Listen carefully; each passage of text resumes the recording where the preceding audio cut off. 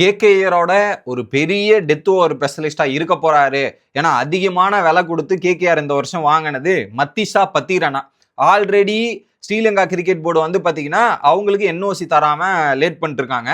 இப்ப பத்திரனா வந்து ஒரு பாயிண்ட் டேட்ல வரப்போறாரு அப்படின்னு சொல்லிட்டு இருந்தாங்களே, இப்ப இன்னும் அது டிலே ஆக போகுது.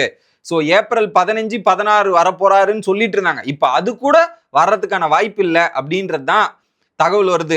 ஏன்னா அந்த டேட்ல ஒரு மேட்ச் இருக்கு போல, அந்த மேட்ச் வந்து அட்டன் பண்ணுவாரு சொல்லிட்டு இருந்தாங்க. இப்ப அது கூட கிடையாது அப்படின்றதான் சொல்றாங்க. எக்ஸாக்ட் டேட்டு வருவாரா மாட்டாரான்றத இன்னும் கன்ஃபார்ம் பண்ண முடியாதுன்றத சொல்லிட்டு இருக்காங்க. ஆல்ரெடி கேகேஆர் பவுலிங் வந்து அந்த அளவுக்கு பெருசா ஸ்ட்ராங் இல்லாத மாதிரி தான் இருக்கு. ஏன்னா நரேன் மற்றும் வருண் சக்கரவர்த்தி அவங்க கண்ட்ரோல் பண்ணாதான் கேகேஆரோட பவுலிங்கே பெருசா தெரியும். இப்போ மஹிதீஷா பத்திரனா வருவாரு அப்படின்னு நினைச்சிட்டு இருந்தா இப்ப அதுவும் ஒரு பின்னடைவா இருக்கிறதால கேகேஆர் அடுத்து என்ன பண்ண போறாங்கன்றதை வெயிட் பண்ணி பார்க்கணும்.